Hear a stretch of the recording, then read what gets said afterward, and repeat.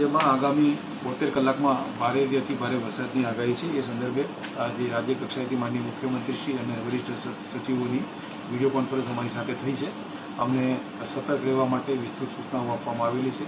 આ વીસી પત્યા પછી તરત જ અમે લોકોએ જિલ્લાના તમામ અધિકારી, પ્રાંત ઓફિસરો, મામલતદાર, કાર્યપાલક ઇજનેર, ટીડીઓ અને ચીફ ઓફિસરોની સાથે હું ડીડીઓ સાહેબ અને રિજનલ કમિશનર ઓફ મ્યુનિસિપાલિટીઝ અમે લોકો વિડીયો કોન્ફરન્સ કરી અને એમની પૂર્વ તૈયારીની જાયજો લીધેલો છે। ક્યાંય પણ જગ્યાએ કોઝવે હોય અને એને કારણે જો પાણી ભરાવાની સંભાવના હોય તો કોઝવેમાં કોઈ માણસ પોતાના સાધન સાથે ન ઉતરે એના માટે રોકવા માટે સ્થાનિક તંત્ર, પોલીસ તંત્ર અને કાર્યપાલક ઇજનેરશ્રીનું તંત્ર બધા સંયુક્ત રીતે કાર્યરત થઈ અને કોઈપણ પ્રકારની આપણા જિલ્લાની અંદર જાનહાનિ ન થાય એની ખાતરી કરીશું।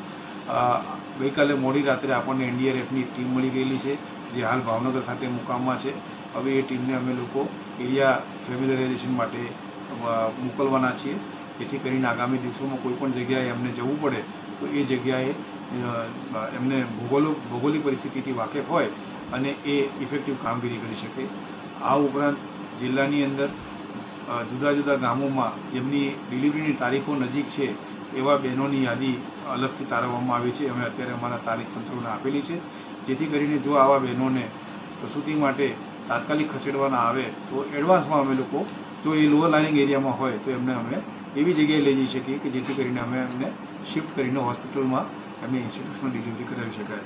પાણી પુરવઠા બોર્ડ, પીજીવીસીએલ અને બધા તંત્રોને સતર્ક રહેવા માટે સૂચના આપેલી છે, જેથી કરીને પાણીજન્ય રોગો, વીજળીની આપૂર્તિ બંધ ન થાય એ પ્રકારની કાર્યવાહી કરવા માટે સૂચના આપેલી છે। અમારા ફિલ્ડ ઓફિસરોને લો લાઇંગ એરિયાની સ્થળ મુલાકાત લેવા માટેની સૂચના આપી છે અને આજે અમારી ટીમો ફિલ્ડમાં મુલાકાત લેવા માટે રવાના થનાર છે। મારા બંને સાથી અધિકારીઓ પણ મારી સાથે છે, એમણે પણ પોતપોતાના વિભાગના તંત્રને આ બાબતે વિસ્તૃત સૂચનાઓ આપી છે। તમામ ગ્રામજનો, તમામ નગરજનો અને નાગરિકોને વિનંતી છે કે જ્યાં આવા પ્રકારના લો લાઇંગ કોઝવેઝ છે કે જ્યાં આગળ પાણીનું ઓવરટોપિંગ ટિપિકલી થતું હોય તો એવા વિસ્તારમાં જ્યારે સ્થાનિક તંત્ર તરફથી મનાઈ કરવામાં આવે તો બિલકુલ એવા પાણીમાં જવું નહીં।